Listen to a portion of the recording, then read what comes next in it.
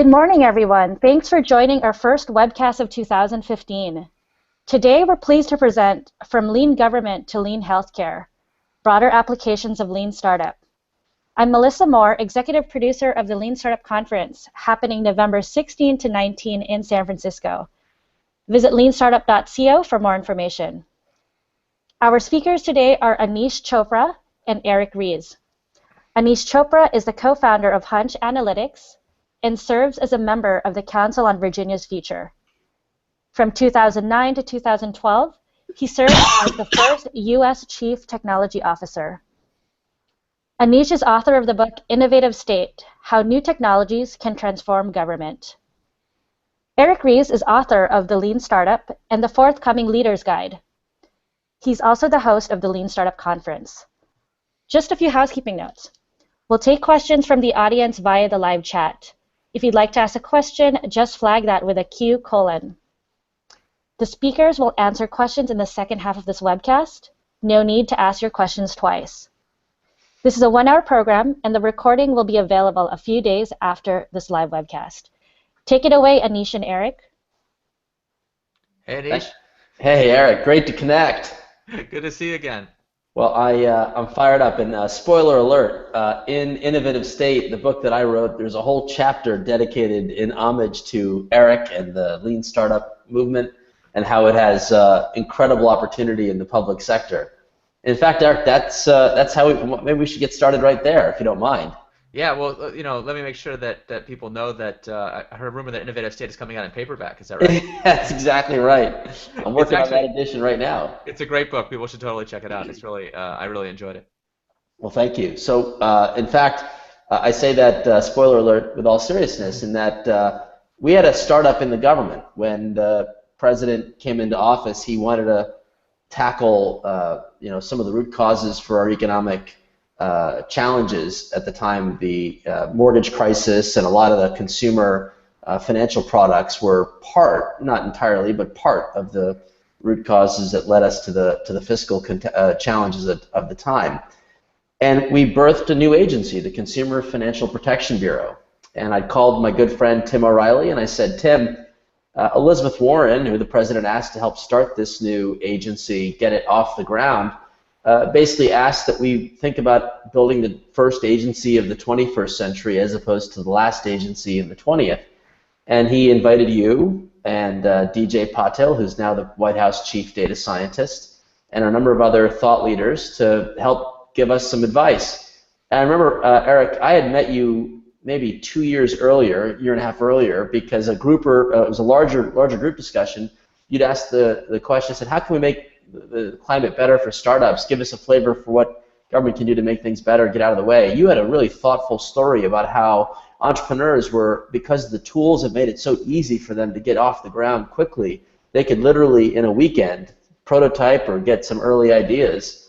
And so you gave some very inspiring comments, but I didn't have a direct response to some questions from you until this Consumer Bureau discussion. And I don't know if you remember this, Eric, but the key feature that we spoke of were some assumptions that were in the government's rule. When the government created the Consumer Protection Bureau, one of the requirements was to build a call center so that the American people could reach out and register their complaint.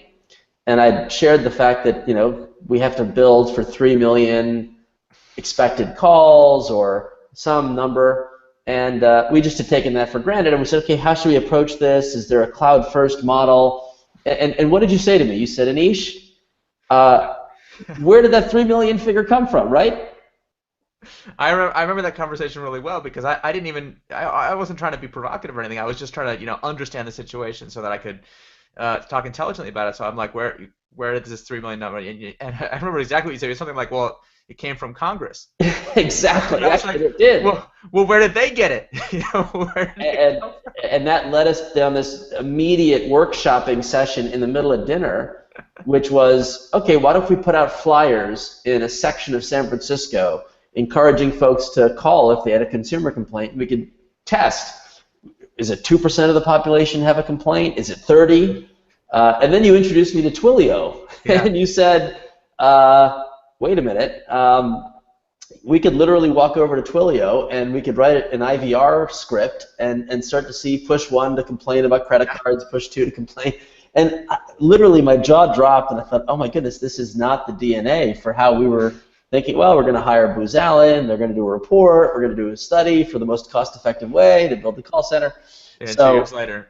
2 years later. And I will say your enthusiasm and, frankly, your volunteer effort, because you came to Washington on a number of occasions. We didn't write a big government contract to you, did we, Eric? No. No, and you advised. I'm not a government contractor. You're not a government contractor, and here you are. You advised the Consumer Protection Bureau, Todd Park, when he was CTO of the Health and Human Services Department, and on behalf of the American people, I want to say thank you. Oh gosh. What's funny about that story is, I didn't know what to expect. I had heard, I follow the news like anybody. I'd heard the president had appointed somebody to be the nation's first chief technology officer. That sounded pretty good to me, but I didn't really know what that meant, and I certainly didn't know, what to expect from this guy showing up in Silicon Valley from Washington. And of course, Aneesh is great, and as you all get to see here. But what impressed me the most, not just in that initial meeting, but in the months that followed, was that usually when you have these meetings with various luminary people and you tell them stuff, like, that's the last you ever hear about it. They're like, pat you on the head, like, thanks kid, appreciate that advice, whatever, we'll take it under consideration, whatever. So that's what I was expecting, to be honest. I was like, well, no, I'll never hear about this again. And my next trip to DC, I remember Aneesh, took me to go see the Consumer Financial Protection Bureau and meet the people who were doing the things that we had talked about. And I was like, wait a minute, did people actually listening to what people are saying and trying to adopt best practices from industry? Like, I was pretty surprised. And what's interesting to me now, so, through Aneesh's efforts and his successor, Todd Park, who we just mentioned, there's been this incredible adoption of these lean principles inside of the government to do not just Consumer Financial Protection Bureau, but at HHS and immigration. Maybe we'll get to talk about some of those examples. But the funny thing to me now that I get to go talk about it, I mentioned it briefly in my book, and of course Aneesh's book goes into it in great detail. It's like no one in America knows this is happening. Because if you could watch cable news and every political show about government every night for a year and watch people screaming at each other, left, right, this, that, big, small, you wouldn't hear about any of this stuff because it doesn't fit the model of what people expect from government. It doesn't quite fit anybody's so it's like it's a completely invisible, and yet every American who's listening to the webcast right now, like, you right now are funding these really cool initiatives. I think you have a right to know more about it. So hopefully, Aneesh will help illuminate what's going on. Well, and the DNA and webcasts like this will hopefully bring more visibility into those who are hungry to bring these principles, whether it be to the public sector or, as we'll talk about, the healthcare sector. We're so hungry for this kind of experimentation, learning, and then rolling out and scaling up the best of those ideas, which is it's going to be a very exciting time to be in the public and regulated sectors of the economy. I think, in fact, Steve Case's comment, he wrote an op-ed maybe a week ago in the Washington Post. He calls this the third wave of the internet, is where the impact of the internet starts to really be manifest in these traditionally regulated or publicly run sectors. And so it's a pretty big chunk of our economy ready to take advantage of the capabilities. And new startups will emerge that will embody your principles. We'll see lots of failure, but lots of learning along the way. Totally. Well, and maybe, I see we got a question from the audience about this already, and that's actually the question I wanted to ask too, which is just, can you kind of just, for people who are new to this, can you walk us through a couple of examples of these ideas playing out in government that maybe, are not what people would kind of expect to happen? They're a little bit different than the usual. So the Senate appointed me, confirmed me upon the president's appointment. It was like May 20th of 2009. And within a week or so, the president was in a meeting with Senator John McCain where the topic was immigration reform. And it was not clear that any big legislative breakthrough was upon us. So the president used the occasion to issue a challenge that even if we couldn't make progress on the legislative front at that time, we should basically build a more customer-friendly immigration department. I mean, if you actually went to a group of folks who had to interact with the immigration department, those looking to get a visa, it probably wouldn't rank high on your list. It wouldn't high on the Net Promoter Score there, Eric Ries. I don't think it would have been all that favorable. So the president issues this challenge. We didn't have much context or history, and he turned to Secretary Napolitano and said, can you help bring this concept to life? And Vivek Kundra, the Chief Information Officer, and I went over to the Immigration Department, and we found ourselves in the midst of $1 billion IT transformation project, whose first deliverable, Eric, wasn't until 2 or 3 years later, where feedback from customers wasn't, I don't even think, on the list. It was like, good old friend waterfall development. My goodness, classic. Well, stand in line. Oh, we'll add the portal to that in some future iteration. We said, no, the president gave us 90 days. And what we started to do is sort of listen to customer feedback. And it turns out that a big chunk of the anxiety, Eric, was just not knowing where you were in the queue. Yeah. And so we thought, let's flip this upside down. We're not going to actually fix the underlying systems overnight, but we're going to shine light on where there are bottlenecks, and that might help to unclog the arteries. So within 90 days, we had produced a new portal where the default setting was, we're going to, like Burger King, have it your way. We can text message you, or we can put on the website. We organized where your application is in 7 buckets. And the conclusion was, we can tell you what the hang-up is, and sometimes the hang-up is you. Like, hey, we've got all the information we need, but we're missing a fingerprint for one of the application steps. And folks are like, oh, I didn't realize that you needed that. Let me go get it. So it just reduced the anxiety. And so here's the conclusion. After we iterated and rolled out the service, believe it or not, the immigration portal jumped from like back of the pack to front of the pack in customer satisfaction. And it was the #1 site for Hispanic-focused interactions. And so, your principles were spot on, and they were at the hallmark of 2 or 3 other examples in these 90-day sprints to listen to customers, put a prototype out, get feedback, and then repeat, rinse, repeat. And that's been a great part of our journey. Talk about the resistance maybe that you got from other folks in the government who are used to working in these multi-year, multi-billion-dollar boondoggle like waterfall systems. You come in being like, hey, we're doing minimum viable product. We're gonna do it in 90 days. And like the first time you told me one of these stories, when you said 90 days, I thought what you meant was like, oh, we'd spend 90 days studying the problem. Exactly. And then another 90 days like debating it, and then another 90, because I didn't really believe that you meant. I remember the first time you were like, no, 90 days from concept to implementation for customers. Yes. Multiple iterations. And I was like, oh, that's startup speed. That made sense to me. I'm like, hey, now you're speaking my language. But I could only imagine what people in the government were saying, first time you proposed that.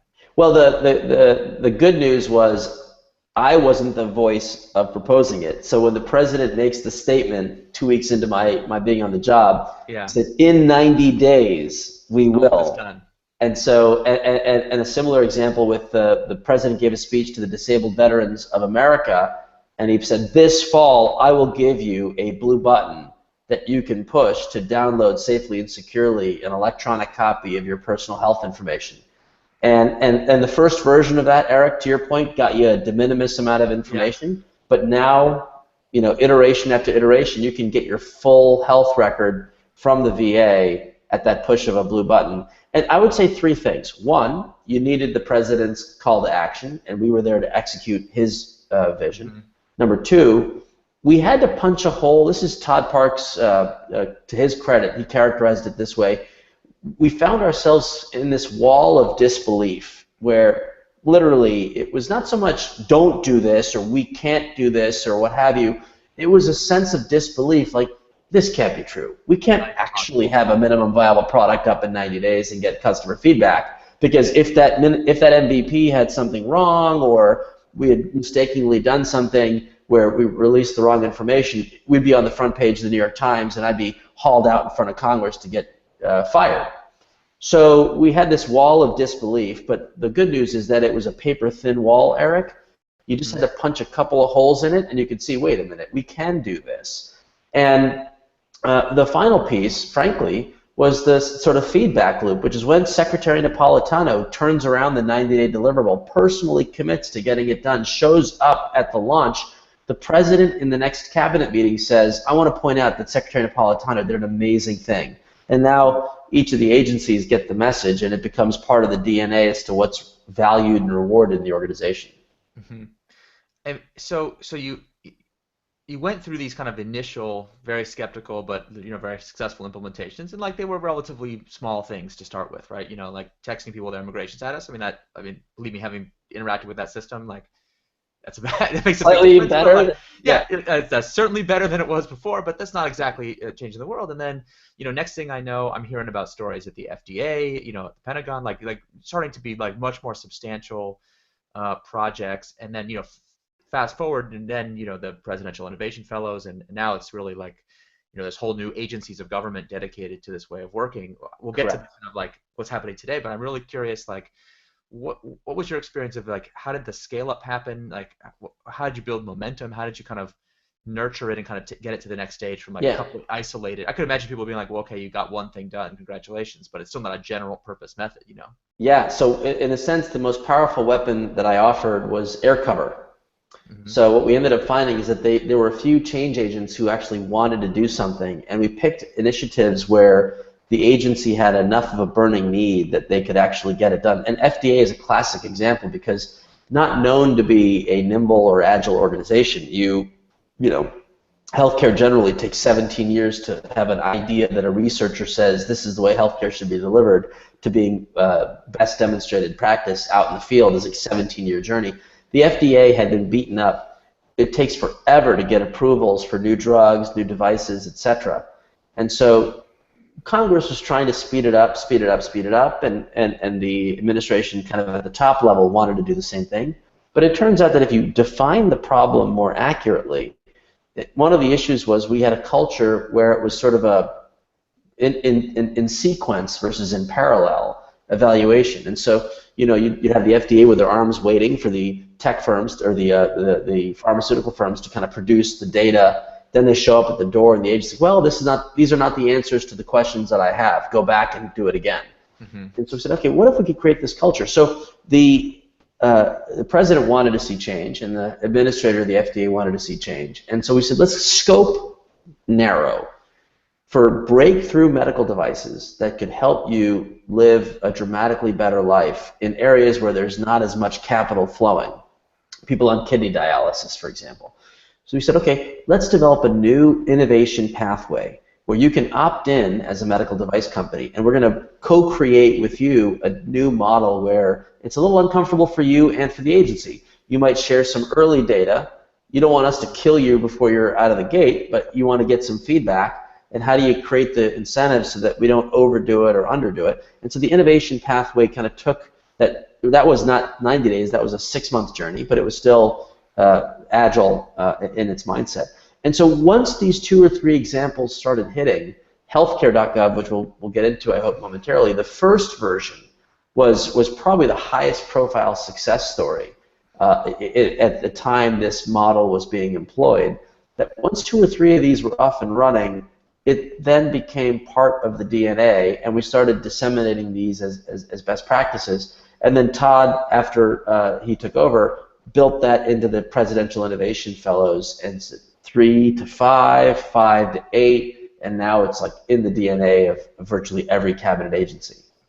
One of the techniques that I stole from you guys that I thought was just totally brilliant, I use this all the time now, when you were building, I guess, for the predecessor to the Presidential Innovation Fellows, when it was still called the Entrepreneurs in Residence That's right. program, and then eventually the Presidential Innovation. So for people who are not familiar with these terms, basically these are programs that bring in outside talent like entrepreneurs into the federal government and allow them to team up with teams inside of the agencies. And they build these kind of lean startup teams with a limited short-term mandate, 90 days, 6 months. And they're a partnership between internal people and external people to go Yes. build something. And there's Aneesh probably could give us examples of the cool things they built all day long. And one of the things that I thought was really interesting was the way you guys chose which projects Yes. get to have the EIRs on them, and there was kind of like an internal bidding system. And can you Yeah. talk about how that system works? I thought that was really clever. Well, once we realized that we could punch a hole through one of the barriers, which is how do you actually source the talent? I mean, HR systems in government, it's like it's 90 days to get the first piece of paper filed that you want to hire a person, right? It's like 180 days to get to hiring. So all this sounds great, but if you truly wanted to match the best and the brightest outside and inside, you had to find alternative pathways. Once we cracked the code that this was possible, then it became a floodgate of interest to say, oh, you can help me find this type of talent, and I can bypass the HR nightmare that we go through. And once the demand flipped from like us begging and recruiting to people realizing that this could actually work, the idea was to start to establish like a, no, only if you definitely commit. Show me your leader, how committed are you to this project? What will you bring to the table? And then you'll have the right to sponsor one of the projects on the other end. And it really flipped the model, and it created competition amongst the department heads to say, how serious are you at wanting to bring change? Now, it coincided, Eric, with what became obvious after the midterm elections in 2010, that innovation and entrepreneurship in the public sector through legislative improvements didn't quite make the cut. So, I don't want to suggest to you that this is all because we figured out a way to do an entrepreneurship in residence program, but rather simultaneously, the other avenue of their time would have been like, let's go work on a bill. It was like, oh my goodness, we've got to turn inward now. What can we do administratively? And so these two things came in together to create that spike in demand for us to pick the projects for the agencies to adopt. Yeah, I mean, translating that into the private sector, for those of you who are tuning in, from big companies, I always, I talk to a lot of people in the private sector, like, oh, my company's really bureaucratic, oh, it's really political, and I'm like, more political than Obamacare? More bureaucratic than the FDA, are you sure? Because if they're doing it, what's your excuse? So I use that all the time, so thank you for that, that really helps. But also, when people are thinking about how do I drive this change internally, like that, the model that you've had, I see that replicated a lot. You have some kind of external crisis or change in the environment that has created a need, like a recognized need for change. So it's one thing for the company to need to change, but it's another thing for the company to realize that it needs to change and have the executive leadership of the company like interested in change. And then to build a program where the department leaders or the P&L leaders are like bidding for the privilege of getting to be part of the change, and the bid is not money. You're not asking for money, you're asking for their personal leadership and support to say who's most committed to this. That is a really smart model, because then the teams that get chosen to be the kind of vanguard of the change, they're the ones that actually have the air cover, they have the leadership support that's needed to get things going. And these things, the first projects are always the most difficult. Yes. Face maximum resistance, that's when you need the leadership. We're getting tons of questions now coming in, but before we get to them, we got to talk about healthcare.gov. Yes. Because I think when I talk to people about IT in government, like pretty much most Americans, and as far as I can tell, most global citizens are like, well, the one story I saw in the news about IT in government was the colossal and catastrophic failure of healthcare.gov. So tell us that story. And then most people don't realize this. The story they saw in the news was the failure of the second healthcare.gov. So maybe also tell us the story of the first healthcare.gov. So let's start with the bad, and we'll end on the high note, which is the good. So when the administration was funded to go build out the healthcare.gov marketplace, the original assumptions were that each of the 50 states were going to build their own versions of healthcare.gov. They were the front doors. One of those great assumptions from Congress. One of those great assumptions from Congress. Although that, to be very honest, was sort of a collective wisdom, which is, why wouldn't you? Like, if I could give you a free method of putting your face on the service that's going to give millions of your residents health care, wouldn't you want to be on that, especially if you're not paying for the site, you're actually just taking credit for it in the final lap. So it didn't strike me as a particularly hard deal to strike. However, the back end, which was the healthcare.gov hub, if you will, the connection points to the IRS data. You have to be you can't be an immigrant. You got to be a citizen. You get all these different legal constraints based on data that we can validate. So on day one, the healthcare.gov team really did have a roadmap, which was heavy emphasis on the back end and this gray political issue of, are we supposed to be just the enabling ingredients for the states, or are they going to hand over the whole kit and caboodle to us? And so there was a huge vacuum on requirements. I don't want to say it in such a technical way, but basically there was a debate, like where do we end up going? And it took a while to sort of sort out the political kind of end goal. And while this was happening, the team on the ground had to make some tough choices, which was, how are they going to actually execute this project? Now, I don't want to blame, but I want to put in context the reliance on the government contractors to do the work. And it was this. If the agency chose a fair and open competition and said, who's the best in America that can build for us this healthcare.gov portal, this e-commerce site, it would have had a year's delay of just the beginnings of the procurement. And then after they would have awarded it, there would have inevitably have been a protest, because in Washington now the default setting is you protest when somebody beats you on a contract. So you automatically delay another 6 to 8 months on the back end. So you're talking 2 years of just bureaucracy before a single line of code could even be written. So you understand what they actually did, which was they had a pre-qualified list from 2007 of a dozen or so government contractors who have PhDs in procurement physics, even though may not have the DNA of actually building up the site. And that group was the pre-qualified list that said, okay, we're going to only ask of you how to pursue this requirement. And so you knew from the outset that it was going to be a different animal. And unfortunately, that's exactly what we had. We had relatively, traditional procurement. You and I would describe this as a waterfall methodology. Let's go set about the requirements, and let's go hit these requirements. And then, oh, by the way, go live is going to be literally a big bang moment. We're going to flip the switch, and the whole country will go live. This idea of testing it in Toledo or something wasn't in the mix. So that was the unfortunate. You could see all the attributes of failure in hindsight, which may not have been as obvious on the front end as to what was going on. But that was really outside of the scope of where Todd, myself, and others were engaged. That was really an agency making financial decisions. When you have very little money, you have no procurement, you can actually think of things more of an MVP model. So when the Congress, that's the good side of the story.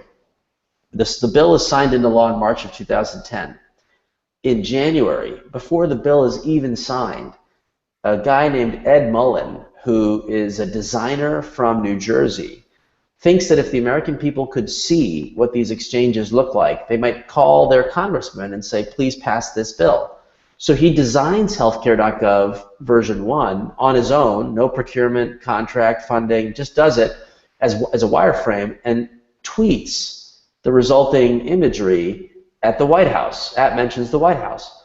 And my colleague Macon Phillips, who ran the President's Digital, said, whoa, this is pretty good stuff. So when the bill is ultimately signed and we have like 90 plus days to turn on version 1 of healthcare.gov, which had a very simple scope, Eric, build the window to a catalog of every public and privately sold insurance product in America. As goofy as those products are, they could deny you care, they could upcharge you, they could have all kinds of wacky terms. Those deserve at least a window or a spotlight. Ed becomes our first hire to be the lead graphic designer. And sure enough, under Todd's leadership, Todd and Macon, the gentleman I mentioned at the White House Digital, formed the leadership structure, recruits an internal team with some external talent. They feed them with 2 pizzas. They work them for 2 months, 3 months, and out becomes this simple, open, searchable platform, which, by the way, final point, Eric, was open by default. All the underlying data. So even if you never thought to visit healthcare.gov, if someone watching this webcast said, I went to the US News Health Insurance Finder, that was much better. Well, it turns out that was entirely powered by the data from that healthcare.gov site. We just opened up the API. And now closed the loop all the way. When Uber surveys their drivers and finds out that 60% of them are having a hard time shopping for plans, Uber is able to point to a startup called Stride Health to say, can you personalize recommendations for these folks? Stride builds their algorithms and recommendations engines on top of that same healthcare.gov data. It's a common theme, we've talked about over the years, which is, using government data, as a catalyst and an enabler for innovation in the private sector. One thing I got to underline, though, I don't know if people caught this, but Aneesh is very diplomatic, as is his, as is his skill, but I can be a little bit less diplomatic. If you follow this timeline, the government in 90 days built the first healthcare.gov on a shoestring budget, because nobody was paying attention. It wasn't considered super high priority, and all this cool stuff happened. I mean, I remember that team and seeing Todd Park, they had analytics built into the site so they could figure out where people were clicking. They used the data they were gathering to improve the site. And one of the things I remember, they took that data and they would take it back to the insurance companies and say, listen, people right now on our site are searching for plans with data that you haven't provided us, could you give us a little bit more data? So instead of mandating and requiring, they got people to voluntarily give them additional data. The site got better and better. So they have this iterative, agile healthcare.gov. The law passes, and now it's time to set up the real healthcare.gov, the important one that all Americans will use. And it's like, well, now that we're doing something important, gotta throw this thing away. This agile, scrappy thing, like that goes right. We need government contractors in here. Give me some defense contractors. Like we need to spend. We can't feed pizzas to the team. We need to feed them, hundreds of millions of dollars, and we need to do it waterfall. And of course, you get this really public disaster. And one of the great things about that is, the response inside the government to that disaster has been, to really move in a different direction. So maybe just before we move on to open data and some of the other topics, can you just talk about what's been catalyzed and what's happening in the government now? Well, I mean, obviously the anger from the president on down. I mean, when was the last time you heard the president of the United States say, "I'm going to dig into fixing the government procurement problem," or what have you? Yeah, not a topic that ever gets that kind of attention. But every cabinet agency got the message, do you want to preside over the next healthcare.gov? And so they're like, wait a second. The negative side is how bad the rollout was. The positive side was how a small team of 8 to 10 folks could help better orient the hundreds that were still on staff, Eric. It's not like they worked outside of the rest of the team. They just instilled a discipline and a rigor that reoriented the bulk of the work the team had done, cleaned up the management structure, huddled, made tough decisions, but executed on those decisions.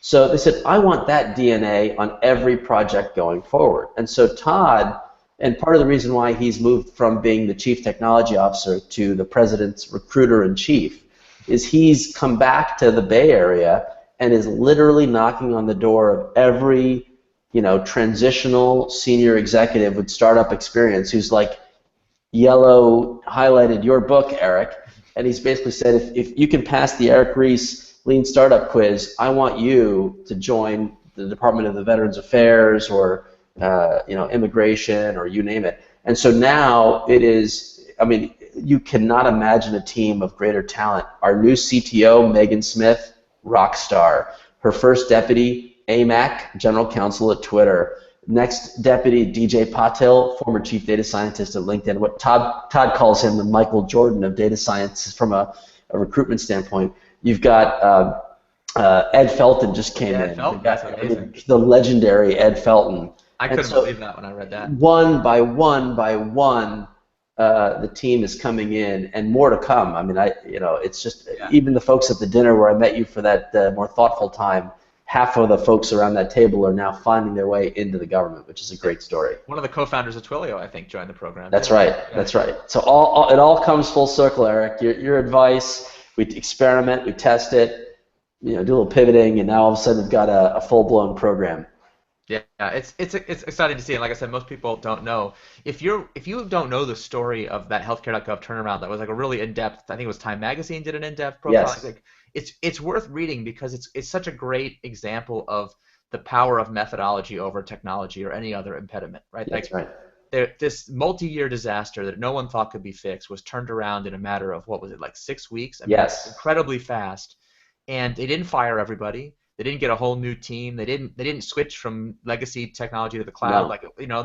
They didn't have time for any of that stuff. No. They just changed the philosophy of how people were working in the accountability systems. And that's exactly right. You take the most dysfunctional IT rollout in history and you turn it into something that gets, 8 million Americans healthcare. Like that, I don't think people even appreciate the magnitude of that turnaround and what it means about, how work can and should be done. Anyway, it's a very cool story, worth reading if you haven't checked it out. Yeah. So let's talk healthcare. Yeah. So we're open data. We're all the rest. I mean, we're getting a lot of questions here. The questions are pouring in now on, how do you apply this way of thinking in healthcare? How does data, all the privacy issues in data and healthcare, like people hear open data in healthcare, I think maybe first thing that pops in their head is not something quite so positive. So maybe just give us an orientation to your experiences in trying to drive innovation in healthcare. Well, this is the most important point of the webcast, Eric, because we are literally on the cusp of unleashing the healthcare industry's first open public API. And what we need more than ever are folks to participate, to test, so that we can iterate the standards and make them work. where we are is the following, Eric. And we've, since the time we've gotten into the administration, had a simple formula for fixing the healthcare delivery system. If we can open up the data the government's previously held, and most of that is in the Medicare department, meaning the Medicare database is the most thoughtful lens on the performance of the healthcare system. If we could open up as much of that data as possible, and we can take the manila folders in doctors' offices and hospitals and turn them into digital health assets, which could then connect to each other, and we combine these two sources of data with a financial model that rewards people to analyze that information to help keep you out of the hospital. If I can anticipate a terrible step in your healthcare journey and I can intervene to do something that either can help you avoid the hospital altogether or to maybe route you to a lower acuity outpatient setting, we will literally bend the healthcare cost curve and frankly save the American economy, because healthcare is literally the biggest driver of our national deficit. It's like what, 20% of GDP or something? It is hitting 20% of GDP, and if you look at if you blew out the deficit and the debt going out another couple decades, you're going to find that like 3/4 of it is all tied to Medicare and Medicaid inflation. So literally fixing healthcare, applying these three new trends, the opening up of government data, the interoperability of health IT, and the payment reform models, will literally mean, will we make or break it? Will we put the money we need into climate change, into educating the next generation? Well, we can free up the capital to do those things if we can fix this sector. So what happened?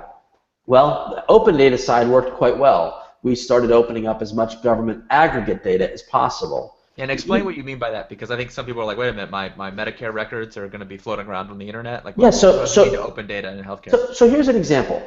If you're going to go blind, Eric, we have this miraculous intervention, which is I can inject a drug into your eye and I can prevent you from going blind. Right? Yay, America! That's great. One of those injections is $2,000 a pop. The other one is $50. And the National Institute of Health said that it's basically a clinically equivalent intervention. You can do both. Well, Medicare has a list of exactly what every doctor in America did. Does this doctor preference the $2,000 drug over the $50 drug, or inverted?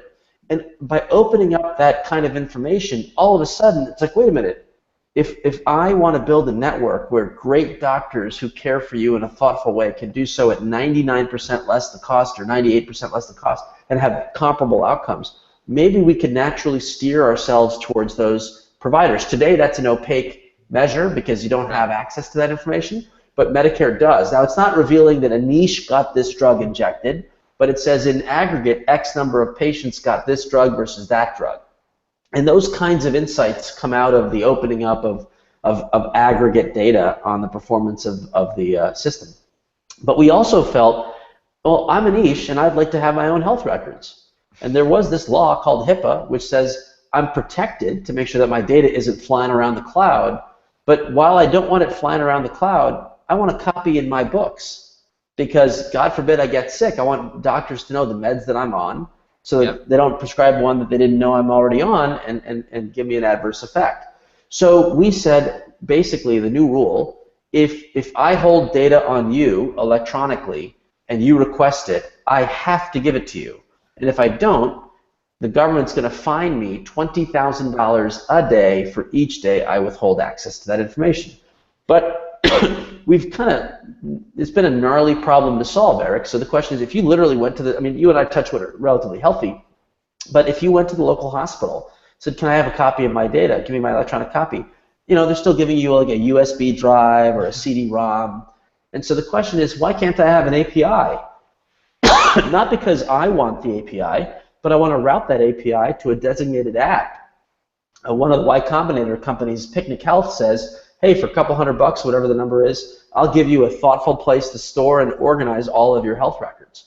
Hey, that's pretty cool. Maybe I want that. So I want to have my data in Picnic Health pulled out of all the source systems. So today, about maybe 3 months ago, a group of folks gathered and said, how can we adopt the same lean startup principles to the idea of should there be a common technical approach to both expose the data and to define what that information, once I have access to it, what do I get? Mm-hmm. And so we ran a code and documentation sprint called Argonaut Project. It's called www.argonautproject.org. And it was a response to a governmental JSON report. So you have the JSON report, you have the Argonaut task force. And so the Argonauts came in and said, what we want to do is get a version 0.5. Here are the specs. They were published last week at argonautproject.org. We have a dummy test server with 10,000 patients that are kind of dummy data. And you as an app developer can plug right in and say, hey, give me the API to their records so I can look at their meds list, their problem list, etc. And the president proposed a new healthcare rule which said, hey, in the next and final round of our incentive program, we've been putting government incentives to get the health records digitized. We're going to ask that there be this standardized API available for every patient from every doctor and hospital that participates in the program. So the yin and the yang, Eric, is we need to get feedback on the proposed specs so when the government ultimately locks this thing down, it's not like brittle and broken and insufficient, but it's gotten that benefit of our collective input. I really appreciate the idea that the records are owned by the person that the records are about. I mean, it's such a simple idea and it's so obvious in retrospect, but before I heard about the blue button and these things, every proposal I had seen for EHRs, had always envisioned that the records are magically transferred from provider to provider for me. It's a little bit infantilizing. And I just now, whenever I go to the hospital, go to the doctor, and I see that they pull up my record on their system, and there's always a mistake. I mean, I can't think of the last time. I don't know if I told you the story, Aneesh. My wife was pregnant. We just had our a baby a year and a half ago. Congratulations! Thank you so much. He's very cute. And when she was maybe 8 months pregnant. I mean, it was very far along in the third trimester. We go in for a prenatal appointment. The nurse pulls up our record and she says, "Oh, I'm sorry, it says here that your pregnancy is resolved." What does that mean? And we're like, "What does that mean?" She's like, "Well, you're not pregnant anymore." My wife is sitting there 2 feet from her. She's like, as a pregnant lady is wont to do, like a little bit on edge, like, Yes. take a look. Does this look resolved to you? Like it was crazy. Just like, some clerical error. And it's so crazy because, like, if we had access to those records, we could have, periodically checked in with them before, prepare for our appointment, make sure everything looks in order. Like, we could catch those mistakes when they got made. Imagine if I got a text message, "Hey, your record's been updated. You want to check it out?" So like the idea that the patient is the person whose record it is, and that then they are the ones who have ownership and responsibility for it. I think is such a cool idea. And it ends up being a cheaper architecture, Eric, because all I have to do then is authenticate and organize the data to you. And so the role of OAuth, the opportunity to basically run that handshake, we can use those simpler technologies, and they've been working well in the internet economy. There's no reason why we couldn't bring them to the digital health economy. So we had to wrap a little bit more of a security layer on top of some of these elements, but we're not inventing a new lunar landing here. We're just trying to get take the starting point and upgrade them. But the feedback from the community on developing these new applications would be much appreciated. And if anyone has any trouble, just tweet at @Aneesh Chopra, and I'd be delighted to get you connected and participate. I mean, it's all free, all the documentation's open, and anybody can participate, so that in the next 30 to 60 days we have a new round of revisions, and the goal being by the end of the year have a good solid base of standards that we can take to the public. That's great. I mean, my guess is that at least one person listening in right now on this webcast is a future case study of these things. So we had a pretty good track record. Every year I hear a story from someone who was at the Lean Startup Conference. We had Todd Park last year, and we've had Aneesh before. Like, people hear these stories, and periodically someone, there's always somebody who's like, "Wait, I feel inspired to give back and to engage in this way." So I encourage anyone who wants to do that. Okay, I've been remiss in asking some of these questions that are coming in because we're getting a lot. Just a quick one. First, someone wants to know, what was the difference in team size between healthcare.gov 1.0 and 2.0? Well, it's obviously a huge contrast, but to be very careful, the requirements were a lot different, right? So healthcare.gov 1.0 was probably less than 15, when all is said and done, but it only had a single feature: organize a catalog of existing plans and expose them in a searchable format. That's basically the extent of it. When you get to healthcare.gov, kind of the main event, obviously you got to qualify people, You got to do a A lot more financial work to be done. transaction. Oh, it's an unbelievably different enterprise. So it ultimately took hundreds of people, when all is said and done. But the point is still well taken. That is, if the methodology that was used in one had been applied to two, the kind of scope and complexity might have been a little bit more differently managed, if you will. The takeaway I want people to have is that not that small teams are better than big teams, but if the 500 people working on healthcare.gov or whatever it was had been organized, yes, that's as a series of two-piece teams, and they had adopted a more iterative methodology, even a really big team like that could have been super productive, just like the original healthcare.gov team was. Now, one more comment about that, just on my depression, just to kind of, I wasn't involved, none of us got involved in procurement. Where the line is drawn is anyone that's a political appointee basically is cut off from procurement because no one wants to be seen as unduly influencing where we spend money. I did, however, had a hand in thinking through, we gave $250 million to the states, Eric, these early adopter states, and we put very explicit provisions that looked a lot like an agile approach, which was all the code to be shared and reusable, that states could basically build on top of each other. One could build this service, and if it worked over there, use that service. And that was the philosophy. And politics got in the way. That 2 of the first 7 states had Republican governors take over Democratic governors. And so the Democratic team applied for the grant money in like October. And then by February, when we awarded the grants, Governor Brownback of Kansas was like, thanks, but no thanks. And Governor Fallon, or whatever, how do you pronounce her name, in Oklahoma, thanks, but no thanks. So 2 of our first seabed, if you will, or early adopters, turned it away just by politics. That made it more painful. Yeah, totally. Okay, let's see what we got here. Let's do rapid fire questions so I can go quickly. So how do we address, here's an easy one. How do we address the poor design and incredibly high cost of commonly available medical electronic health record systems?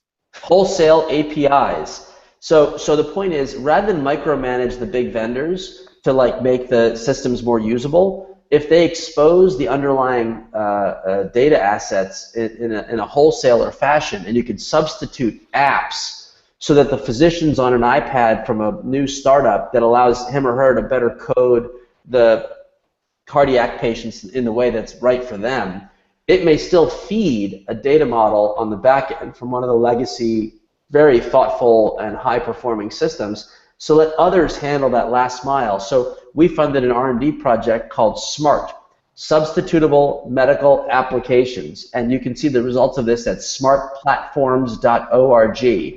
And now a lot of that thinking is what led to this open API design. So although that was sort of a joke in the way they described it, like this thing really sucks, how do we deal with it?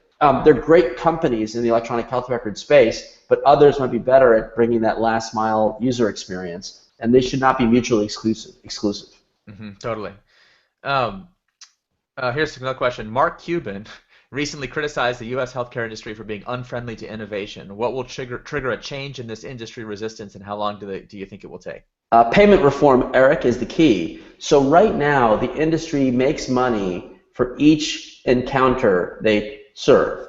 So basically, I have no incentive to share data, because other than just slowing me down or maybe telling me that I shouldn't be doing what I'm about to do, you've already had this X-ray, don't do it again. That actually is against my economic interest, because you came to me, I have the right to order this X-ray, I can generate income from it, and I'll be able to serve you perhaps in a better way. So the fee-for-service world really emphasizes software that's really good at billing and documentation. But as we move to value-based care, where you're going to get paid more money if the person does not come back into the hospital within 30 days, now I care, did you pick up your med at CVS? And once you picked up your med, did you actually take your pill? Yeah. And can I text message remind you that pollen count has gone up? So if you're an asthmatic, you might want to really take your asthma meds today because it's a particularly bad day, as health systems like Kaiser have been deploying as minimum viable products to test out their new apps. That's going to change. And once that the Secretary of Health and Human Services, Sylvia Burwell, said 50% of Medicare's payments are going to flow through these pay-for-value models by 2018, and 80% shortly thereafter. So we are on a lot of money. That's a lot of money, and it's going to drive a lot of change. It's what led Brian Roberts, the legendary healthcare venture capitalist at Venrock, to call healthcare IT previously the backwater of talent to the front of the pack based on it's about to get real exciting. So you think so to answer this guy's question, you think this is going to happen pretty soon? Yes, it's happening now. I mean, Yeah. just looking at early, I mean, I bet you, Eric, you're a seed investor. You're probably getting pitched a lot about these new business models. Oh, it's exciting. Who's going to get to where the puck is heading faster? A startup that's nimble and listening to customers, or a legacy firm that's going to still one hand in the optimizing the billing and documentation business as we also have to transition to the new world? Yeah. I'm going to bet on the startup. Totally. If there's any of those legacy companies listening in, they need to burn the boats. It's a burn the boats moment. You can't. It's really hard to do both. Okay. All right. Here's a question that because we haven't really talked about data.gov at all. Yeah. Here's a question. The person says, I won #hack for Congress, which I don't know what that is, but maybe you do. Sounds great. I won hack for Congress. I didn't know such a thing existed, but it sounds good to me. Congressional staffs want to be beta test sites. Big problem, finding clean data. Is there any single source to find orgs working on this issue, i.e. CFA, gov agencies, NPOs, any way that Lean can address the data problem?